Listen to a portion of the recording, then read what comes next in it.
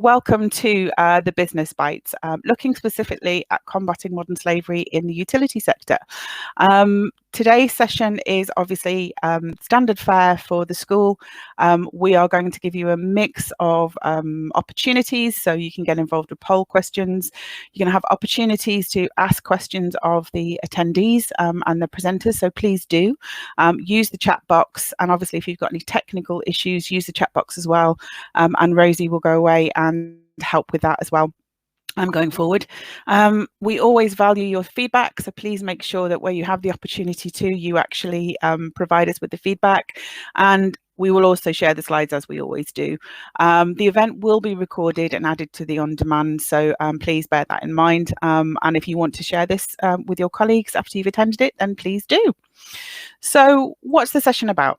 Very simply, we are going to go through a number of initiatives that have been happening currently within the utility sector, focusing on collaboration with organisations and Slave Free Alliance on a consistent way to be able to combat modern slavery within the supply chain. So the session today is really about that. What we're going to do is give you a bit of an introduction.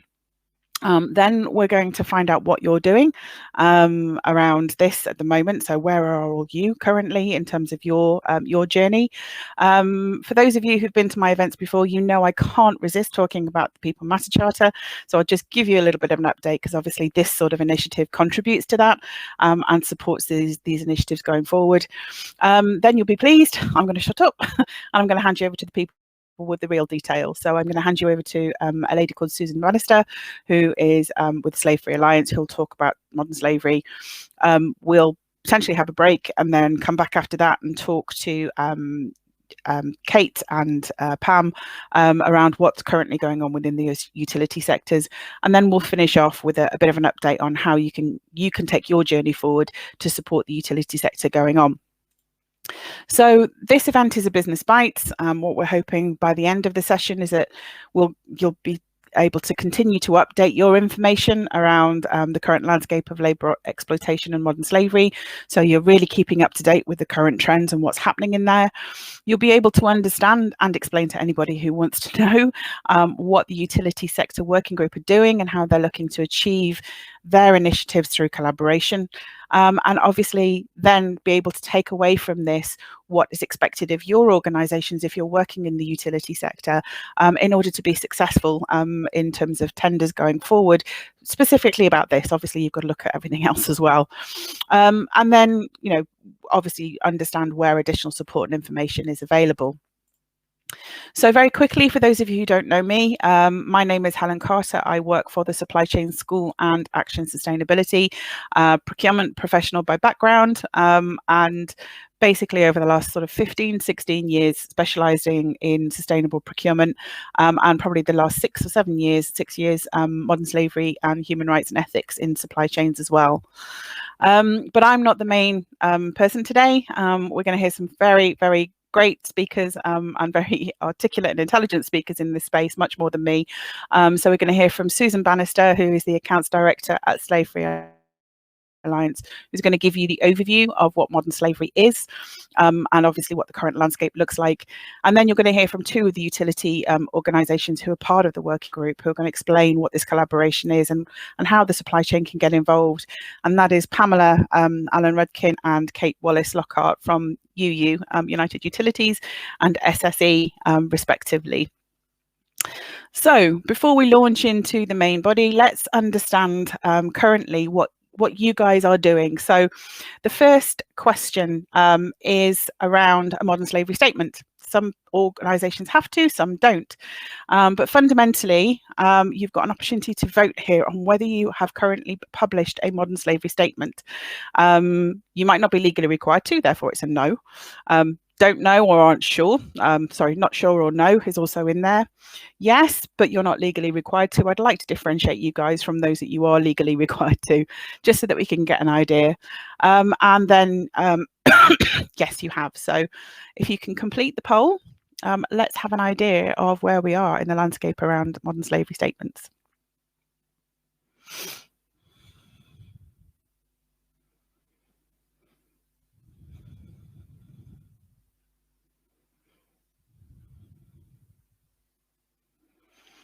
Okay.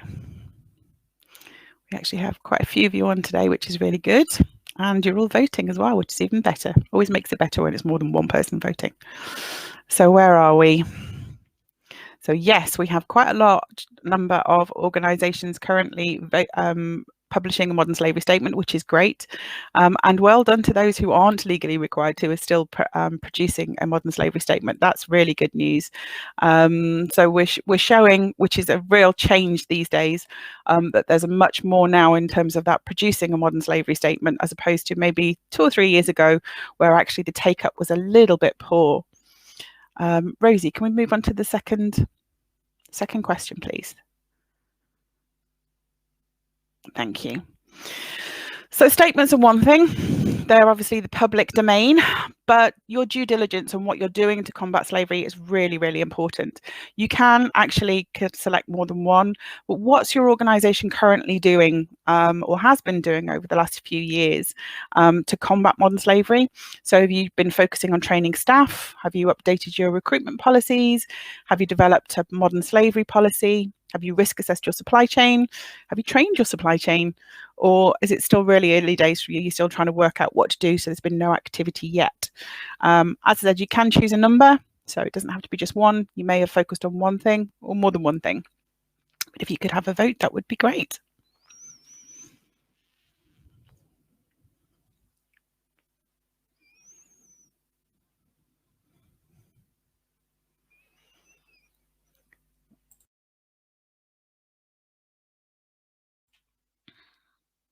Okay, how are we doing? Interesting.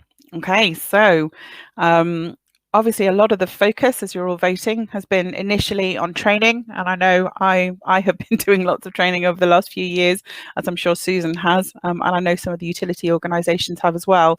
So it's not a surprise that we've got training out there, which is good news. We're raising awareness, which is what we want to do. Updating recruitment processes and policies, yep, definitely a good one to look at. Interesting that the organisations are starting to look at the policies as well, making sure that policies are updated. So that's really good news. And actually, I'm pleasantly surprised. The risk assessment is higher than I thought it would be. So we have got more of you risk assessing your supply chain, which is really good. But what we are starting to see isn't that risk assessment now needing to get into that sort of training the supply chain, working with the supply chain to combat it. But it's really encouraging that there's a real mix there of things that organisations have done. So well done. Okay, Rosie, can we go back to the slides? That's brilliant. Thank you. Okay, so what today's session is about how you can take some of that due diligence in terms of your activities that you're doing and think about supporting the utility organisations when you're looking to submit work and then obviously undertake work on their behalf. One of the reasons that we run these sorts of events is to look at ways that we can improve labour standards and make sure that obviously as we get further into that supply chain, which is really what modern slavery is all about, we can start to look at better labour standards, better employment conditions, and ensuring that we eliminate the vulnerabilities as far down the supply chain as we can go. So just to make sure that everybody is aware, if you're not already, then the People Matter Charter has been created to help that through the school. And we actually have National Grid as one of the utility organisations who's one of the signatories, and some of the supply chains have signed up to it, which is really good news. The elements within the People Matter Charter covers what we look at as around the whole employment spectrum. So it isn't just about modern slavery, it's about the other aspects as well contained within employment conditions, equality, diversity, living wage, fair wages, skills and training, well-being, not just mental health, but social, physical and mental well-being, everything that contributes to a better employment and a better experience for people that are working in the sector. The Charter was created by the partners in the school for the supply chain. So it is something that we are looking for as many tiers of the supply chain to commit to as possible. And it's about improving those standards. So it links in really nicely with what the utility sector is trying to do. It's a very simple thing. It's voluntary. You can go on your journey on a roadmap as far up or down as you want, depending on what the ambition of your business is. But it gives you a good framework to follow when it comes to sort of employment standards and labour standards and dealing with issues like exploitation and illegality within the supply chain. It's for any organisation. I know it came from the Labour Group, but it's not just labour agencies. So anybody who employs people, and commitment is annual. So every year we'll be asking organisations to refresh their commitment as part of the charter, which may be more work than we really want, but we need to make sure that you understand it's an annual thing, not sign and forget. No cost. Everything we do through the school is free, so it's to help you. And what we really want you to do is implement, support and promote it as much as you possibly can. So the final bit, just to sort of think about how this fits in with the charter, is making sure that you're looking at, if you are embedding the charter, if you understand the charter and quite like the idea of the charter, what we want organisations to do is embed the requirements in their own organisations. And for some of the larger companies, that should be easy. I know you're a bit more bureaucratic, but it should be easy. You should be doing a lot of this stuff anyway. But then about embedding it further into the supply chain, so embedding the tiers, so you can see that we get that consistent approach. We are just in the process of automating the roadmap, so that will be online probably from the end of May, beginning of June. We're just finalising that at the moment, and that will be part of the signatory process. You'll need to update that every year, but it gives you an idea of how to progress along that. And we need you to help with case studies. Always want to help you and promote the work that you're doing. So we're in the process at the moment of updating the website and adding in some case studies we've already had so that you can see the benefit. So any more information, please feel free to have a look at the school. It's all there for you to do. There's so much resource, and I know lots of people who've joined have really benefited from it. So when you're looking at everything today around modern slavery, think about how that obviously supports the implementation of the charter going forward as well. Right, they've allowed me to have a little bit of a punt and a push, so thank you for that. Now I'm going to hand you over to Susan, who's going to give you the real meat of what we're talking about today, and obviously pass on to the utilities guys. So without further ado, I'm going to pass on to Susan. Thanks, Helen. Good to be with everybody. I'm Susan Bannister. I'm the Accounts Director for Slave Free Alliance, which is the business arm of the global anti-slavery charity Hope for Justice. So what is the current landscape in the UK, and why is it, what does that mean for businesses? Well, we have an estimated 136,000 victims in the UK. We don't have exact numbers, but we feel that actually probably reflects the true situation. And the reason we say that is because in 2019, 10,627 people were entered into the National Referral Mechanism, which is the government support for victims of trafficking. And that was a 52% increase on the year before that, which was a 36% increase on the year before that, which was a 35% increase on the year before that. Interestingly, last year, the figure was 10,613 people. So there was a bit of a plateau, and we think that is due to the result of COVID and different restrictions, and that included the actual agencies working with victims of modern slavery. Interestingly, the most common form of modern slavery in the UK these days is forced labour, and that's really important for businesses, because it used to be sexual exploitation, but the criminal gangs now recognise that it's a very lucrative business to dabble in modern slavery and use human beings as commodities. The other thing as well is we're finding that criminal gangs are using legitimate businesses more and more because they can get national minimum wage. So we need to move away from this image of modern slavery and forced labour being cash in hand, low paid jobs. Actually, it's a little bit more complicated than that. We know that it's a massive crime around the world. Globally, there's about 40.3 million people living in circumstances of modern slavery. 24.9 of those are actually enforced labour, and 16 million of people in the private sector. It generates a whopping profit of $150 billion per year, and it is now the second largest crime worldwide. It's taken over drugs, so it doesn't seem to be going away. It violates the United Sustainable Development Goals and guiding principles on business and human rights. I'm going to talk about a case study now that really brings it home, I think, to people, and that is it was a case called Operation Fort. It is the largest modern slavery case in British and European legal history, and it's important because major UK businesses were implicated. They weren't necessarily complicit, but over 50 businesses were directly implicated and many more indirectly implicated. The other thing to note is that none of the businesses actually identified these victims of modern slavery. And again, it just highlights why we need to do these types of events to raise awareness.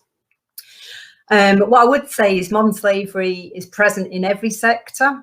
In particular, in this case, we found victims in distribution centres, warehouses, manufacturing, farming, food production, waste management. And all of these businesses that were legitimate businesses had been infiltrated by a sophisticated organised crime gang. And what we found was the victims didn't engage with the authorities. Some of them didn't actually self-identify, which does make it a little bit more tricky in finding victims of modern slavery. We identified them as a charity, Hope for Justice, and then started working with West Midlands Police. And in the end, there's an estimate of over 350 victims that went through this particular gang. Other things to note were most of the victims were actually PAYE. They weren't paid cash in hand. They had the right to work in the UK, and the recruitment agencies used were GLAA licensed. So again, it just highlights this is quite a sophisticated crime, and so in short, you need to be doing your own due diligence, and you need to be working in partnership with your suppliers.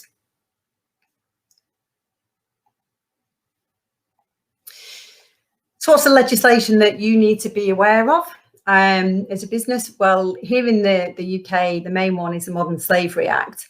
So Section 54 of the Modern Slavery Act states that businesses with a turnover of £36 million or more are required to publish an annual modern slavery statement publicly on their website, stating all of the activity that they're doing to eliminate modern slavery in their own organisation and their supply chain. There was a review of the Act in 2018, and a consultation then carried out by the government, and the actual consultation was published at the end of last year. So what were the findings? Well, I think there were a number of findings that we definitely approve of. One of those being that where there were some recommended areas to publish in statement, they're now mandatory. So these relate to organisation structure, policies, due diligence, understanding and mapping risks, KPIs and effectiveness, and training. The government's going to also publish guidance and best practice, and that's going to be on an ongoing basis. There is a requirement for organisations who do fall into the £36 million or more legislation to publish their statement on a government-run reporting service. So on the 11th of March, the government launched their online modern slavery registry, which is basically a one-stop shop to browse modern slavery statements of businesses and public bodies to see what steps they're taking to mitigate the risks of modern slavery. There's also a new single reporting deadline, which is the 30th of September. Statements have to be dated and signed off by somebody in the executive. We're still seeing, despite this being legislation since 2015, there's a lot of statements out there that are not compliant just because they haven't been signed and dated. Group statements have to name all of the entities that are covered by the Act, and they're currently considering enforcement options as well. One of the things that I think might be relevant to a lot of people who are listening today is that the requirements of Section 1504 now extend to public bodies. So public bodies have to report and the activities that they're doing to eliminate modern slavery. This will have implications for smaller businesses who want to tender with public sector bodies, because you will be expected to know about this issue and you'll be asked questions about what you're doing in this sector.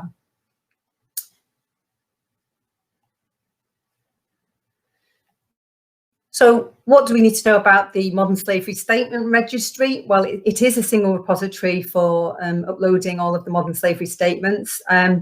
Interestingly, it's not just putting your statement on there now. They have got an area of summary information. Some of it is mandatory and some of it is voluntary. So the mandatory ones are that the what the statement period covers and sign-off details, the recommended areas covered by the statement, the organisation's turnover, and link to that statement. The voluntary sectors is new, and these include the policies, what provisions you've got in place, any training that you've taken or your organisation has taken, or even your supply base has taken. What conditions, how have you monitored working conditions? What audits do you carry out? Who have you partnered with? The risks, what your top risks are. Any indications of forced labour? If you found any, what were the actions taken? And they also ask you to demonstrate progress. Now, though they are voluntary sections, we feel that they're going to become more and more important. And when the public, other businesses who want to work with you, and the city want to review businesses, I think that they will be looking at these summaries in a bit more detail. So we would recommend that all businesses working in this space publish a statement and upload it into the registry, whether you're captured by the £36 million or not. Because I think it's just good practice, and I think it's just going to be the way forward. Thank you.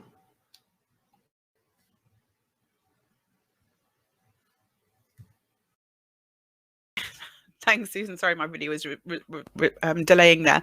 We are going to have an opportunity for questions and answers at the end. And I've got one that I'm going to ask Susan a little bit later on. So please make sure, if you've got any particular questions, either for Susan or for the guys later on, pop it into the chat box and we'll have an opportunity at the end. So some really interesting changes happening, I think, in the modern slavery space over the last few years.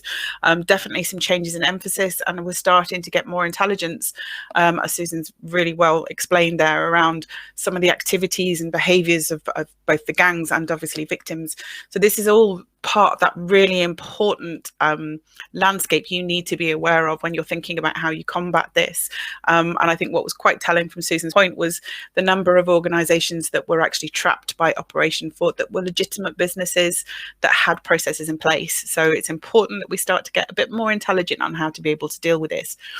Part of that intelligence, part of that moving forward, is then obviously how we work collaboratively as supply chains.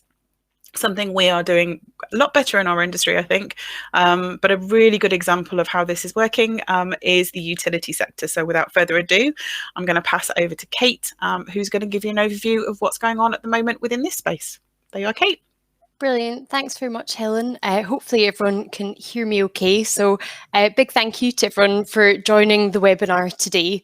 So I'm Kate Wallace-Lockhart and I lead a lot of the social impact work for SSE. For those of you that don't know SSE, we're an energy company involved in the generation, transportation and supply of energy and related services across the UK and Ireland. So yeah, as Helen said, my job today is to introduce you all to the Utilities Modern Slavery Working Group. So the group was formed in May 2020, and so we are still relatively young, but we're created and supported by Susan and her colleagues at the Slave Free Alliance, and we're chaired by Peter Thompson, who's formerly of Electricity Northwest. We meet every 6 weeks, and over the last year, our membership has really grown. So we now have around 20 companies within the working group, representing all parts of the country and all different types of utilities too. And we want to work together with the shared ambition of eradicating modern slavery through our sector. Now, bear with me as I list the members of the working group, just to give you an idea of who's involved. We have Severn Trent, Electricity Northwest, Scottish Power, Thames Water, Bristol Water, Dure Cymru, Welsh Water, United Utilities, Yorkshire Water, National Grid, Wessex Water, Pennon Group, Drax, Portsmouth Water, Centrica, Cadent, Anglian Water, SGN, OVO Energy, and last but not least, SSE. So if you're on the webinar today, obviously you have some sort of link into the utility sector, and I would say it'd be a fair assumption that you work with one of us in some sort of capacity. Now, if I move on to the next slide, then you'll see that we have a sizable collective impact as a group, which we know means that we have enhanced levels of responsibility. So together we employ over 100,000 employees directly. We have combined annual turnover of almost £50 billion, and we spend well over £10 billion each year with around 40,000 suppliers. And what that means is that we have this huge collective impact, which means that we have the ability to influence as well. Now, as I said, our ultimate mission as a group is to work together towards eradicating modern slavery and exploitation in the utilities sector and through our supply chains.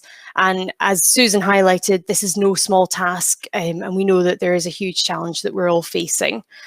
And we know it will take time, but we hope to do this through our shared objectives. They are firstly to raise awareness internally through our own organisations, as well as through sessions such as this and through our supply chains. And we believe that greater understanding of the issue and the work that we should be doing to mitigate risk is really the foundation that we all need to work from.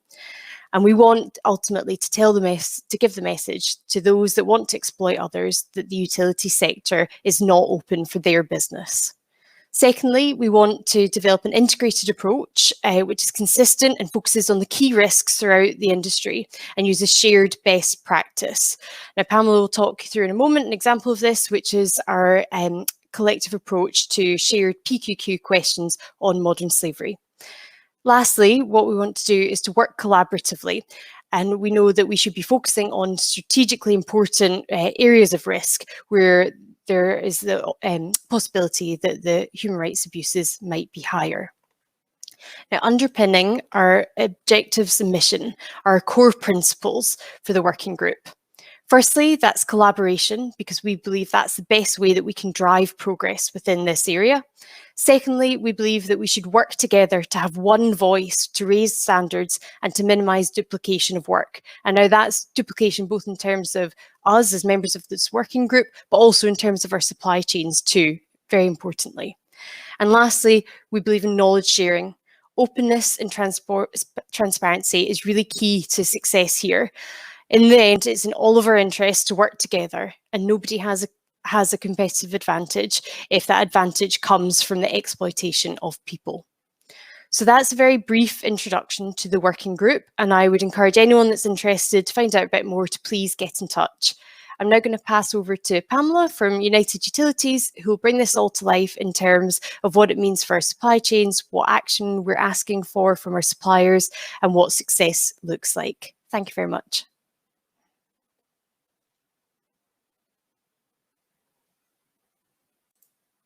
We've got Pamela there.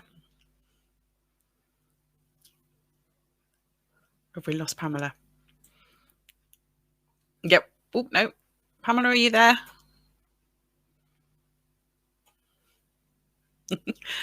I just love technology. Right. Okay. Nat, do you want to pick up this bit?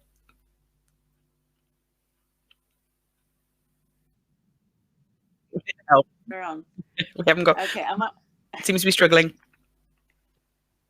Okay, no, that's fine. Right, I'm on my phone, so I won't put the phone on. Yeah, so Natalie Ritchie, I work for National Grid. I work in our procurement function and I manage our supply chain sustainability.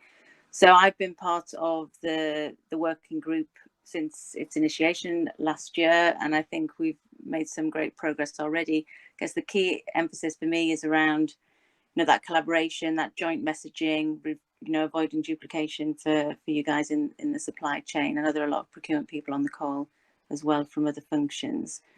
So in terms of our principles, if you like, collaboration, as I said, is key. That one voice element, avoiding that duplication.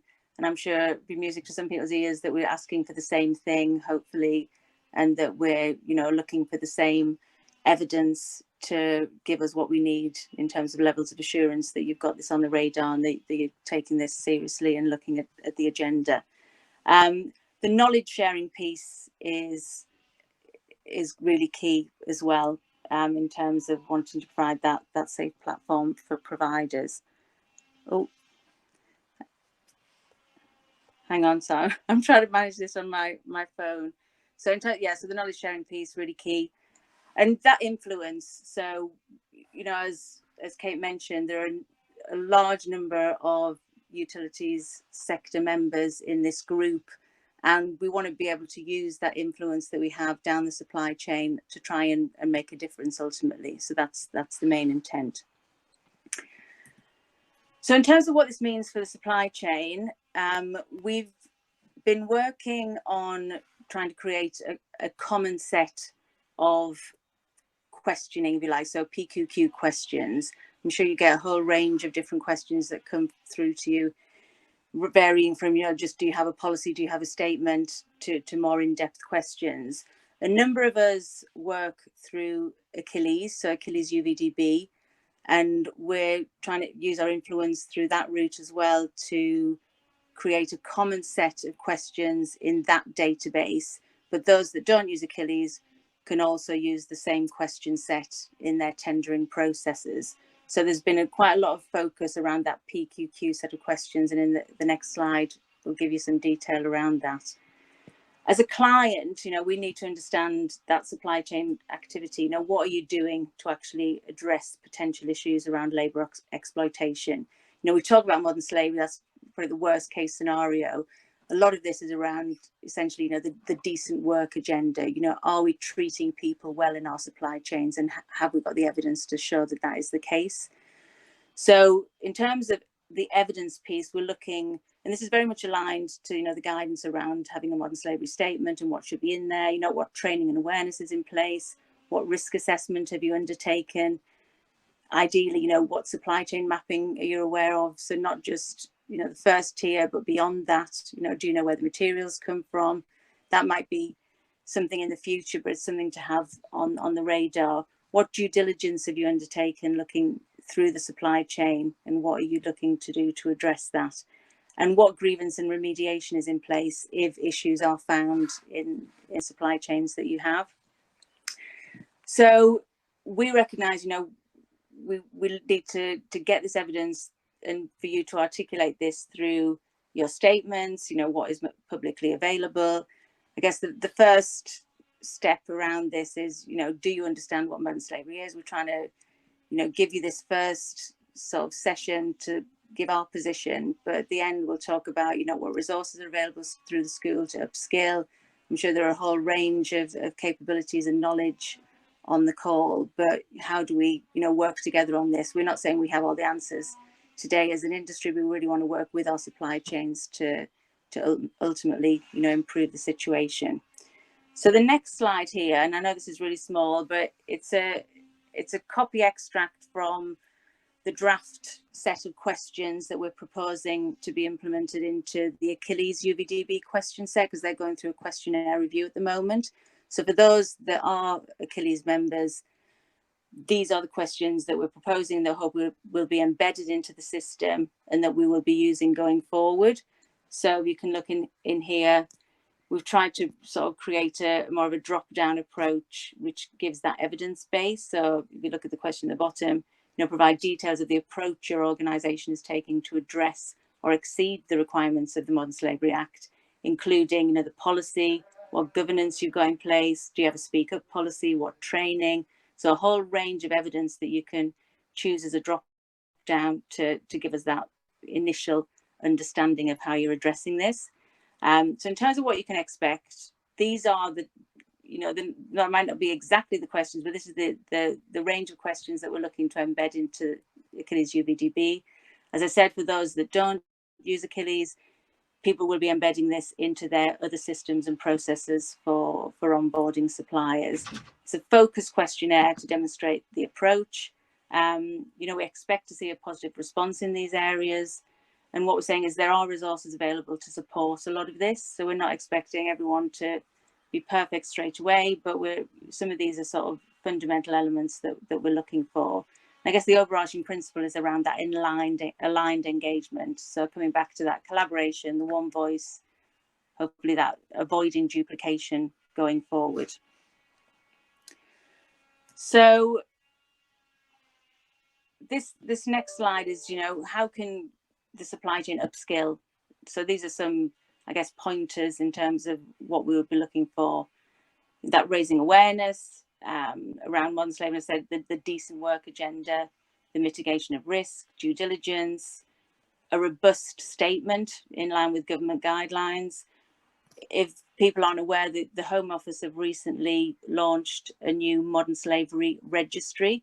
So we're going to be promoting that, and regardless of an organizational size, it was good to see at the beginning that many companies are publishing a statement, even if they're not legally obliged to, but that you would publish that statement on that website, and then we as a utilities sector group would use that information and potentially create some KPIs from that as well. Have you got a statement? Are you delivering training? We can pull information out of that system. The free resources in the school are available, and Helen will talk through that in a bit more. And then we've put in here in red, consider signing up to the People Matter Charter. We're not saying it's a mandatory requirement, but I know for National Grid, it's something we're very much promoting. If we know you're signatory members to that, we know you're implementing a roadmap of activity to give us that evidence that you're at least on that journey to improve going forward, and it covers a whole range of other areas as well. And consider joining Slave Free Alliance as well. So again, not an ask, but it's something that we suggest that you look into. So a couple of more slides on here. There's the Modern Slavery Helpline. A lot of good information on here, a route to reporting incidents if things are found.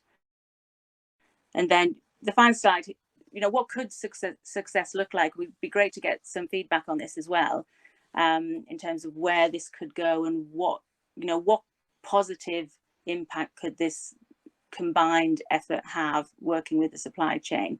So we're hoping for, greater awareness, understanding. We're looking at around this every visit counts approach. So some of the partner members, Centrica, I know, as an example, use their teams that go out on site to look at quality, maybe the health and safety side, but they've got that modern slavery, decent work, lens on when they're going out on site visits.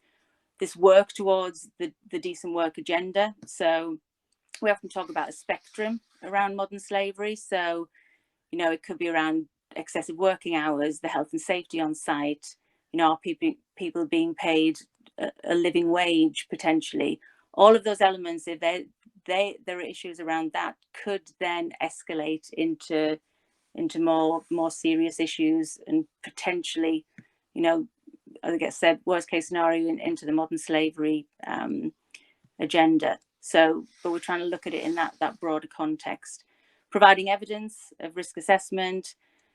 I mentioned this suite of potential common KPIs. So on the Home Office registry for modern slavery statements, you can extract reports on there which would show not only has a statement been uploaded, but the quality of that statement and what is included. So is training being delivered? Is due diligence undertaken? Is there a remediation process in place? And you can pull out that information, and we hopefully will work on a common set of KPIs as an industry level. I guess the most positive thing probably for the supply chain on the call is that reduction of duplication. So we're not asking for different things, the same thing in a slightly different way going forward, making it easier for the supply chain. And that collaborative approach, so we beat this situation together, we work together on this. And we definitely want that to be collaborative. So not looking at this in a compliance base, but what can we do to really shift the dial on this issue? So that's, I guess, the end of that section. I will hand back over to Helen now. So hopefully that was okay. Jumping in. I know Pamela may be on the call now. You might want to add anything into that, but we do want that feedback. Hopefully we'll have an opportunity for questions at the end. So I'll hand back to you, Helen. Thanks. That was expertly done, considering I just completely dropped you in it from the top. But thank you for that, and thank your builders for not doing too much building work in the background while all this is going on. So I think what we're looking for here in terms of message, and this session is not going to be 2 hours, as you probably worked out, is actually the emphasis of what's happening here. So we've got a large number of the utility organisations basically trying to find out the best way to help you as a supply chain and themselves understand how to combat modern slavery. I think one of the strongest messages for me at the moment from all of this is, and I don't think they'll mind me saying this, is they're not going to get it right straight away. And it's not going to be perfect from day one, and they're learning as much as you are, as every organisation is. But what there is here is a real desire to try and do something more collaboratively, more efficiently and effectively, that will be able to address some of those issues through the supply chain. So you've almost got a perfect opportunity here to sort of jump on board and work out how you can obviously help individuals who are being exploited, which is fundamentally what this is all about, but also help your own organizations and then help your clients, which obviously has huge benefits going forward from that area. Now, one of the things that I think is really important whenever these sorts of initiatives are launched, and it's what we were particularly keen to do with things like the People Matter Charter, for example, is that there isn't this just, hurrah, we're all going to work together, go and have your lunch. There is a little bit of what does that support look like? And I've seen already some of the questions and answers. Some of the support will be here, some of it might need to be developed. But there is actually a huge wealth of information that's out there that you can utilize. And we already have, amongst those 20 odd companies that were mentioned, a large portion of them are partners in the school, and have very kindly suggested that what they want to do is combine their sort of partnership requirements to help the supply chain collaboratively going forward. So in terms of what resources there are, there's a growing number of resources in the school regularly. I'm very proud of the fact that I call the school an umbrella for resources. So we've got resources on there from Slave Free Alliance. We have resources on there from Stronger Together, from Unseen, stuff that we've created personally as well. And they are pretty consistent in messaging. So, whatever your preference is, whatever you like, there is information in there. And it covers anything from how you understand what the Modern Slavery Act is, all the way through to how do you then embed it in procurement. And that's probably the bigger challenge in terms of how we get this better procurement activity in the way that we operate construction projects, not just utility sectors, but other sectors. So there's lots of information in there. There's induction material, there is videos, little toolbox talks videos, videos that Slave Free Alliance launch as well, stuff from the Modern Slavery Helpline. So there is, you really do not have you really have a shortage of resources. You've actually got quite a wealth in there. So I do strongly suggest going and having a look. We do have learning pathways in the school as well, so you can utilise those. But one of the things that we are also going to do is support this event with some lunch and learn sessions. So the lunch and learn sessions is really just small bites, probably actually a bit like this, because this is going to turn into a smaller bite session, where we just really focus on a key aspect of modern slavery, things that you need to be looking like. So, for example, I've already seen in the Q&A session, any advice on what we do with modern slavery statements? How do we produce those? Well, guess what? We're going to have a lunch and learn. We haven't got a date yet, but we're going to have a lunch and learn on what do you do with your modern slavery statement? What do you do with the policies? Because there's usually confusion between what's a statement and what's a policy. What's required? How do we produce it? So we're going to do a little bit of a 1 hour session just on modern slavery statements. We're potentially going to be looking a little bit more in detail at the government registry, because it isn't as simple as Susan said, as the old TISC system where you used to just upload it or get someone else to upload it for you. There's a little bit more complexity to it now. So we'll do a session on what this is and how you need to be able to respond to this yourself.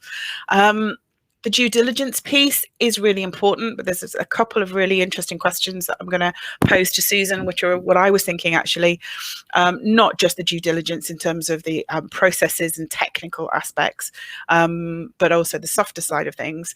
The due diligence, however, we are going to look at some of that more process-driven side of things to make sure that you've got most of your ducks in line when it comes to that activity, but there is more that needs to be done than just that. Again, a couple of the questions in the Q&A. What do we do when we start to go international? Particularly in this sector, we are going to be looking at international supply chains, particularly around M&E. If we're looking at things like pumps, for example, or the smart boards for maybe some of the electricity, then those supply chains go beyond our borders. So again, what we're looking at doing is putting a lunch and learn together on international supply chains. How do we deal with some of these issues going forward when we start to find exploitation in countries that don't abide by our laws? How do we address some of those? So I am going to ask those questions because I've seen them in the Q&A session to people. So don't worry, we're going to have a little bit of a short answer, hopefully, for you. As we can take this on, but we are going to be looking at taking some of those themes that you've been talking about and expanding them a little bit further in some lunch and learns, and that's part of what the utility guys are doing, is trying to find ways that they can consistently help with that messaging.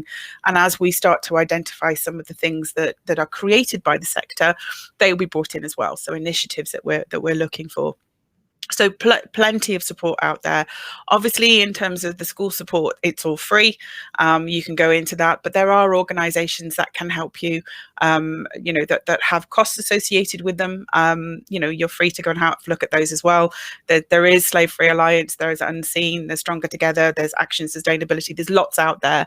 But from a school perspective, everything you've got in there is a free option for you as well. So utilise whichever is your strategy and what you have the budget for, but the idea is that we will give as much support as we can through the school for this initiative, because we do believe it's a really good thing. So the last couple of things before we get into the Q&A is I'm going to do a quick poll. Again, just of what you've been hearing today, what you think the landscape looks like. We're then going to do a quick video just to remind you why we're here, and then we'll open it up to Q&A. So, excuse me, the first two, we only have 2 questions. So we've told you what we're looking to do. We've told you about the information that's in there. We have workshops available that the utility sector are looking to maybe try and run on behalf of their supply chain. Which ones do you want? Which ones do you think would be useful for you? Would you be interested in attending? It'd be nice, because I think I've pretty much run most of them, although I have got somebody who's going to be helping soon. So introduction, due diligence, setting up your sites, probably the most overlooked area in construction. Does everybody on your site know it? Do you have it in your induction? If you find somebody on your site, which is where they potentially are, do you know what to do? And do your site teams know what to do? So site setups, or do you know what? I'm greedy, or I'm enthusiastic, shall we say? All of the above. Or you're all enthusiastic. You either want all the above, or you're a lot of due diligence support, which is where I'd expect you to be, actually. Okay, voting still coming in. Right, I think pretty much. Trying to do my maths, seriously, it's Tuesday morning. Oh, that looks good. It's good. So pretty much all of those sessions we could look at running, which is good, but a strong emphasis maybe on a couple of due diligence, because obviously we are limited by numbers. So we'll take that information back to the utilities group and see what we can get set up. Okay, the second question then, Rosie, please. Excuse me.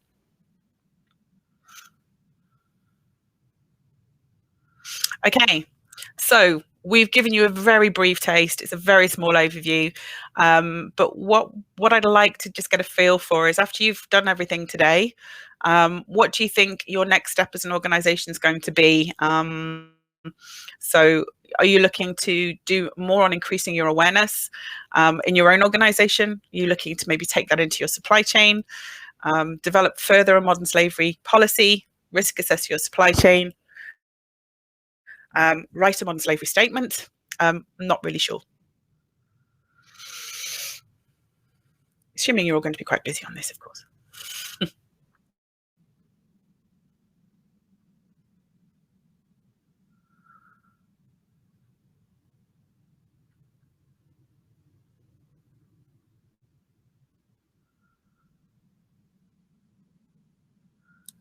Okay.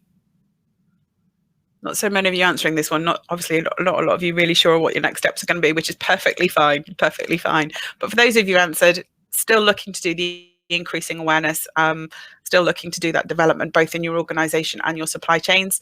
I think that's something that should be consistently done through organisations, because as Susan's very well articulated, the landscape is changing daily, monthly, yearly on this. So awareness should always be maintained. So it's good that still wants to be done. And it's nice to see that some of you are thinking about now starting to look at where your risks sit in your supply chain. So that's good news. Okay, so Rosie, if we can go over, before I go into the Q&As though, what I'm going to do, excuse me, is we were going to play a video. Obviously, see, we've had some technical issues today. And I think before we go into the Q&A session, it's always good to remind you one of the reasons why we're here. And it isn't about complying with legislation, but it's also making sure that we understand who we're trying to support. So if Rosie, if you could play the video, that would be great.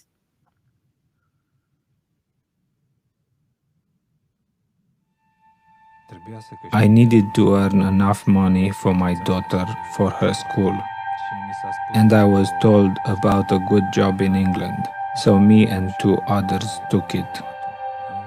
We were picked up and driven to a port. We went on a ferry to England. When we arrived, they said we were going to work for good money, so we worked very hard for long hours to finish the job well. But when we finished, we never got paid. Instead, we were locked up. They forced us to do more work. They would beat us and threaten us if we didn't finish the work. We couldn't go anywhere because they took our passports, ID, and money. We were stuck.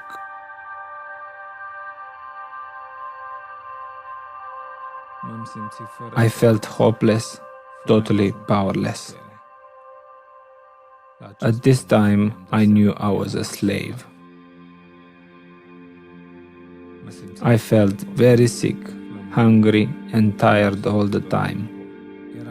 I was sold from person to person, bartered for right in front of my face. I heard a man say I wasn't even worth 300. I felt worthless, like rubbish on the floor. I wished that I could die, that it could all be behind. I finally decided I would rather be killed trying to escape than stay. I knew one man who lived a long way away.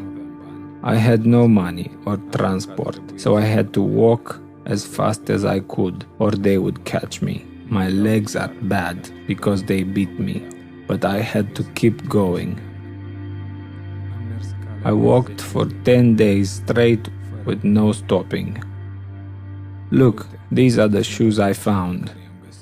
They are the wrong size, but they are all I had. When I was walking, all I could think about was the traffickers. They are chasing me. They will find me. I was very worried. I thought of my daughter too.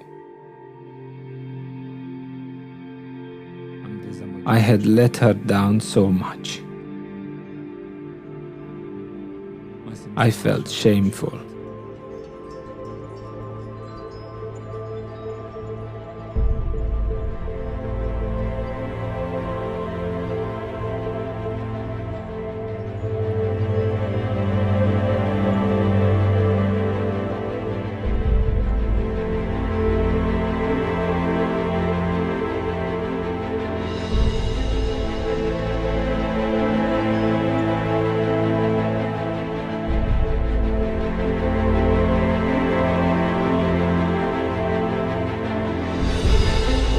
Hope for Justice have been very good to me.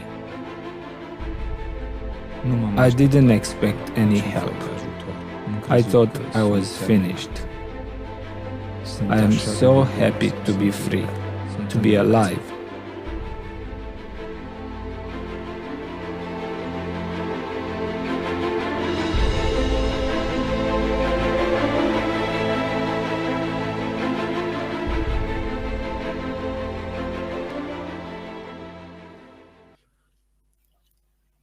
Thanks for that, Rosie. It's always important to understand that whatever we're talking about here, that's fundamentally who we're trying to help. So no matter what we're trying to do, you can't make it any worse for them in terms of making sure that you're doing what you need to do to help individuals who are being exploited in order to produce a lot of the products, services and things that we take for granted in our supply chain. Okay, so what we're going to do now is have the opportunity to do some feedback. So you will see a green bar happen very shortly to do some feedback. But we have actually quite a lot of questions now that are going through the chat. I know some have tried to be answered while we're going through, but I'll bring them to the forefront. So Peter's asked about what support's available to help members of the supply chain to prepare their modern slavery statements. I think hopefully we've answered that in terms of we will do a lunch and learn where we'll go through that in more detail. But again, if you go through to the school, you'll see a lot of information in there about what should be contained in statements, how to evaluate statements. Also, if you do the government website itself on the registry, there's advice on what should be contained within the statements. And I'm sure if you speak to some of the team, they will also give you some advice. So I suppose I'm doing a slight prompt for look out for more of the collaborative events that we're going forward. We'll go into that in a bit more detail. Bear with me on some of these because some of them have been really well written and long written. So does Ppss cover pre-employment checks relating to national insurance number? And if a supply chain supplier carries out a Ppss but not an insurance check, then as they believe national insurance checks are subject to fraud, would this be a higher standard of check for modern slavery?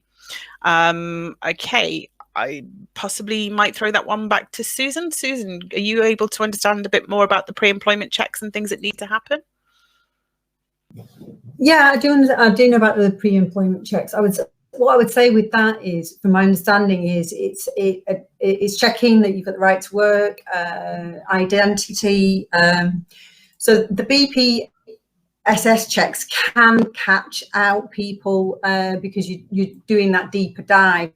However, it's not infallible for the same reasons that people were allowed to slip through the net in the Operation Fort case.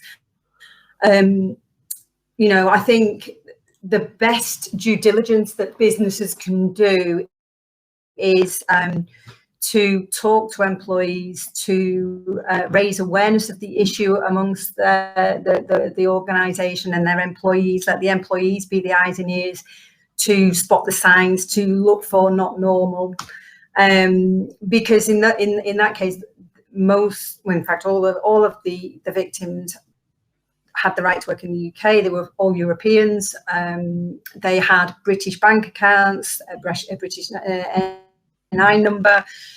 So to all intents and purposes, they were legitimate employees. However, we do know from speaking to businesses that were caught out that as soon as the case came to court and was put in the public eye, they recognised that actually they knew that these people weren't very clean, and there were certain signs that showed that there was something not quite right. And had they had awareness raising training, I think they would have brought that to HR. So I think, you know, walking the floor, talking the talk, actually, you know, is probably one of the best things that you can do, rather than just relying on checks. Checks are I would say, your staple. That's, you know, I'm not saying don't do your checks, do those checks, but don't just rely on them, even the, you know, the more enhanced checks. Brilliant, thanks, Susan. I echo that point. Actually, if we think about how construction tends to work, we're very good at creating a siloed. So modern slavery is something, we create a due diligence system, we stick it at head office. They've got a load of documents that you check. You might put a bit of auditing in, but when you get down to the individual sites, the areas where these people will be working, there will be a lack of awareness, there'll be a lack of training, there'll be a lack of information that goes in. So the key is not to think of this as something that's a tick box exercise that's controlled by corporate or your head office or whoever it is. It is something that needs to disseminate throughout your entire organization. And in a construction organization, that means making sure your site teams are really aware of what to look out for. Because actually, I know through my experience of training site teams, they know a lot more than the guys at the head office who do all of the paperwork. They know the signs, they know what to look for. They just don't necessarily know that's what they're seeing. So invest in that bit of training on site, your construction managers, your individuals, because they literally are your eyes and ears in trying to be able to identify those signs. So it's not just awareness raising, it's about making sure everybody feels empowered to do something about it. And I think that helps with Siobhan's as well, about the sort of, if they do all the sophisticated checks or the technical checks necessary, they will still be infiltrated. And that is because we fundamentally need to look at people as people. It sounds very huggy, I know, but if you look at the GLAA, the Gangmasters Labour Abuse Authority, the induction material they've produced, it is, are you okay? And it's about having that conversation with somebody that you're working with, or even in the supply chain, talking to other individuals who are working alongside you from other organizations as well, because it isn't something that you can do through just the PAYE checks, just through the bank account checks. They will find ways to deal with that. So I think that's taken two of the questions. There's been a question here on how we get in touch with the Utilities Working Group. Thank you for that, Peter. Kate's very kindly suggested, and we'll make sure this is circulated around at the end. You can actually get in touch with any member of the working group, and I'll speak to the guys and girls to make sure that we actually do issue out any email addresses if you want to speak to them about any more of the detail. Kate's very kindly provided hers, but I think we'll provide not just Kate's, but a few of the others to make sure there's a fair share around, because you may not be working with SSE, you may have other relationships with other organizations, but this is really an opportunity. The guys and girls are very keen on making sure that this works, so do get in touch with them, and what we'll do is we'll circulate around people's email addresses so that you can speak to them.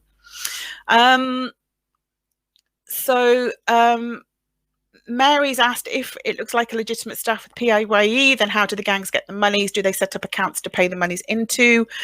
Is this a route where checks need to be taken? Groups setting up accounts at the same time at the same branch? Susan, do you want to take this one?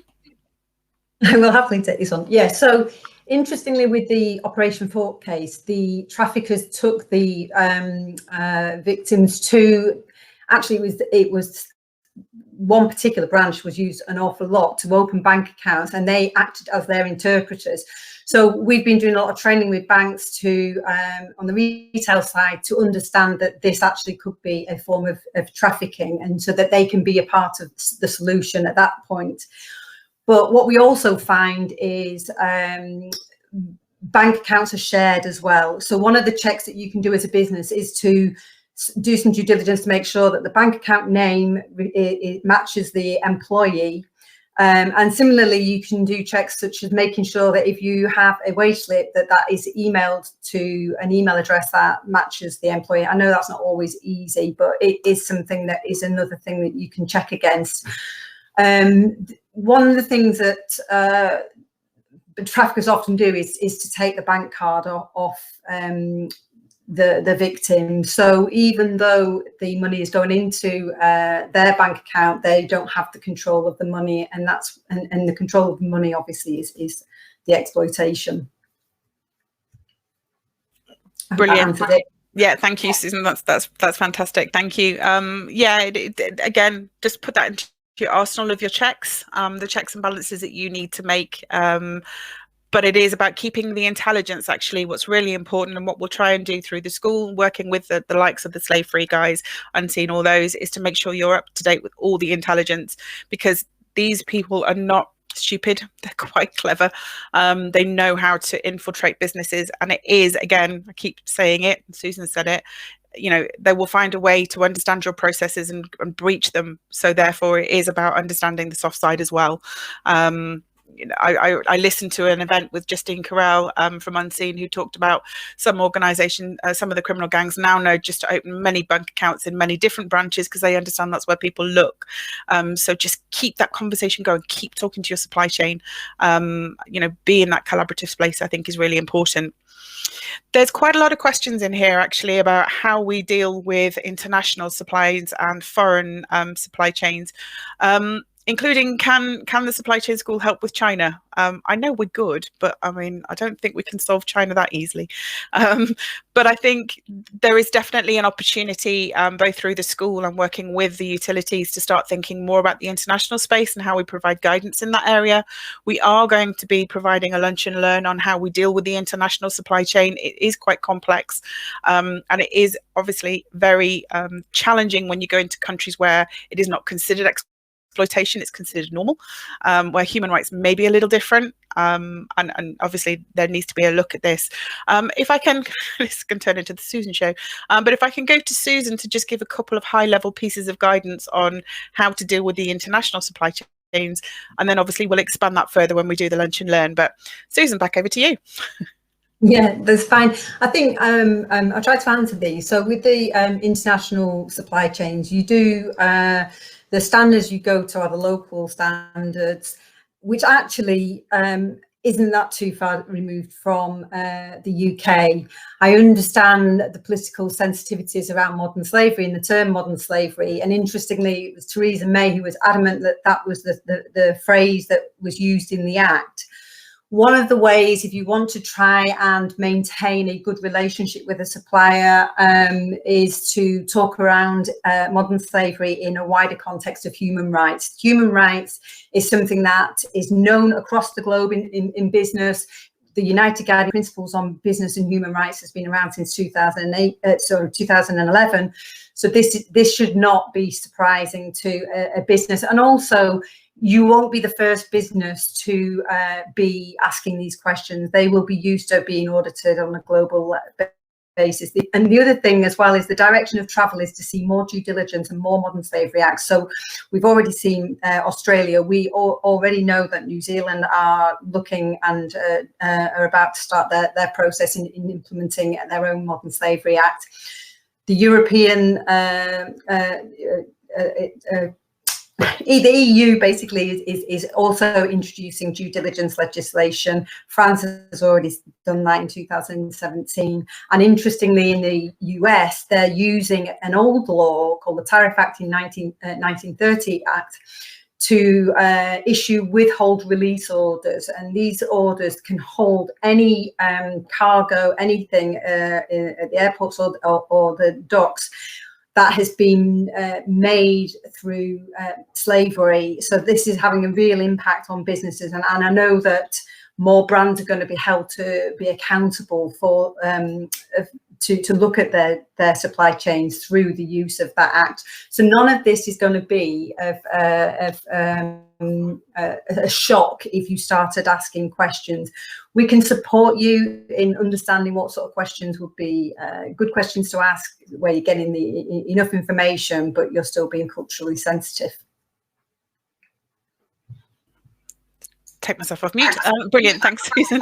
I think one of the important things to remember is that obviously for all of you guys is the fact that you're all going to be very different sizes in size of businesses, and we may be getting highly sensitive, high risk materials from SMEs who may be buying them from wholesalers or warehouses. This is where the collaboration key is even more important in terms of ensuring that you're working with your supply chain.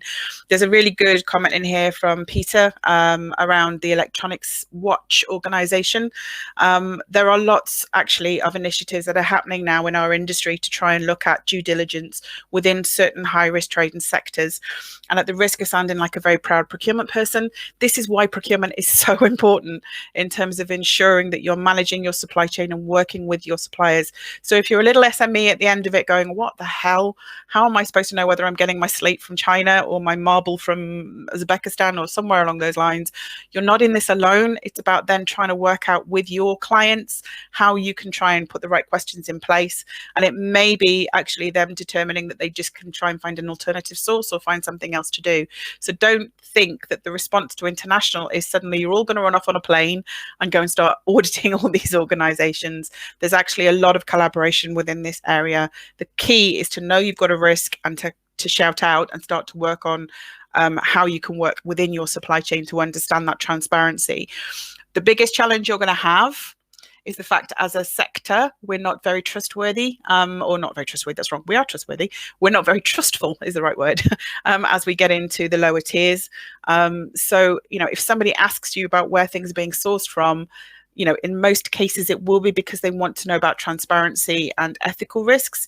It isn't an immediate assumption that they're going to go in over your head and try and gazump you or find a cheaper way of doing it. So we've got a lot to learn as an industry in this area, but collaboration, I think this collaboration initiative is a great example of where, you know, some of these things we can start to look at providing you information on standards that are out there, like Electronics Watch, like BES 6001, that are all focusing on responsible sourcing. And then there may be more work to do, which obviously the utilities group will look at trying to fill the gaps in that space. Okay, in terms of last few questions, excuse me, there doesn't seem to be too many more, other than the video obviously made a lot of you think. So that's a good news story. Collaborating companies and umbrella organisations taking to share boots on the ground. We are looking, and I think I'll answer this one a little bit around the People Matter Charter. This is one of the reasons why the People Matter Charter was created. Particularly, I'm going to say umbrella companies. There's a very interesting article in the BBC yesterday around umbrella companies and the tax dodges that they've got. The People Matter Charter has been created to look at that perfect conditions, because what you will find around modern slavery is that modern slavery, and Natalie alluded to it, around the exploitation spectrum, is the most extreme of exploitation that happens within our industry. But there's tax evasion, there's 0-hour contracts, there's less than minimum wage, there is bullying, there's discrimination, there's all sorts. And by the way, I do like working in this industry. I make it sound horrendous. There is instances of that, luckily not as much as it used to be, but there are still instances of it. So the charter is designed to provide you with almost that holistic look. So part of your arsenal in trying to combat modern slavery is to look at things like your contracting structure, looking at how you work with organizations, things like IR35, and actually a greater emphasis from clients on moving away from self-employed, moving away from umbrella companies. I know in the infrastructure sector it's happening. It is going to make a very different supply chain going forward. So some sectors, some elements, umbrella companies are still going to exist. There are better ones than others, I do say. So I would actually start to have a look at what we're doing through the school to help you understand how to understand what a good umbrella company looks like, as opposed to less than dodgy, shall we say. Okay, last couple of questions, and then I think we will start to wrap up. So, Mary Fannon, would the commercial attaché at the Chinese embassy in London be a source of help? Could be. We need to stretch out to other individuals. I'm sure there is a lot of work going on at the moment in terms of trying to improve and lobbying at this present moment in time. So I think part of the collaboration for the guys in the utility sectors will be to look at areas where there is an opportunity to reach out in some of these areas. I think the easier bit at the beginning is to start to understand your procurement route, your supply chain, and understand some of those risks going forward. And then interesting, how would you suggest tackling companies who are unwilling to provide transparency through fear of revealing details, yet their products are specified as mandatory by utilities companies? Therefore, we must work with them while not being able to provide MS assurance. That's an interesting one. Natalie, I'm going to open that one up to you if you're still there. How would you suggest? Would you, as a utility company from National Grid, want to hear about supply chain that is not willing to play ball? Here there, Natalie. Have I just asked you the question and you've gone? Ah, there you are. Could you just repeat the question slightly? Yeah, so the question was about your supply chain being told you have to use these products, but the supply chain that they're then working with is refusing to let them know what they're doing around modern slavery. Would you want to know about that? And would you be able to work with your supply chain on how to deal with that? I think we would definitely want to know about it, and we would want to work, with that supplier on that issue. I don't think we would want to sort of turn a blind eye to and not know that was happening. So if that was the case, I think it would be something that we would want, our direct supplier to flag. And I think this is a really good point, because a lot of our contracts are with the large tier 1 contractors who are then subcontracting a lot of the work to other people. And it's further down that supply chain where the issues are likely to be, to be more prevalent. So we would definitely want to know about that. I haven't got all the answers in terms of how we'd address it from all of the commercial aspects as well, but it's something that we'd want to work together on, definitely. Yeah, I think from a perspective of just tell your clients, explain to them what the issues are. In most cases, we don't recommend that you suddenly stop working with a supplier, but I do know some tier 1s that have given them sort of 6 strikes and you're out eventually. But I think this is where the collaboration key is key. Work with your client, let them know that this is the issue, and then obviously if they have a bit more power, they can start to influence going forward. Yeah, just to add to that, Helen, I think that's definitely the approach. It's that willingness and, capacity to make that change. It's not a black and white, you're out if there's an issue. It would definitely be that approach. Brilliant. Okay, that's fantastic. One of the things, by the way, I am just going to quickly look at in terms of a question, the one that was linked to the umbrella companies. Just to let you know, there are some organisations out there. I think Stronger Together are doing it. I know Achilles are doing it. I know some clients are doing it, but they are looking at trying to set up sort of like site audits and site verifications. It's still a bit of an undeveloped area at the moment, but there are organizations, it's not free, you have to pay for them, but there are organizations that are starting to do due diligence checks. To start off with, however, I would suggest that you look at your own sort of internal site checks, things like construction, the Considerate Constructor scheme do some sort of verifications, but if you've got people walking around, and as Susan said, with boots on the ground, go and have conversations. That's the first place to start looking, because you'll be surprised how much you pick up. Then there are organisations out there, and as we know more about them and know what they do, we will start to put some information through the school. But they're all doing slightly different things at the moment. But there are organisations out there that can help. Okay. Yeah, Susan's reminded me, Slave Free do it. Seriously, there are a few that do that at the present moment in time. Okay. Right, I think I'm coming close to the end of the questions that I have. Seriously, you guys have just gone verbal diarrhea on me down here, so I'm really trying to keep up with all your questions. So just one last one, and then I will be able to answer the questions about the notes. Agree with the point, Helen. I think that non-cooperation and non-transparency is a definite red flag from a supply chain. However, also do think that some labour violations are pretty systematic, and often workers won't speak to auditors because they feel the only available action is closing factories or cutting and running. Collaboratively, there's a lot more scope to get suppliers to engage on positive change and also push for remediation, compensation of workers with worker involvement. No easy answers though. Definitely. I know we do try to make this quite sound easy.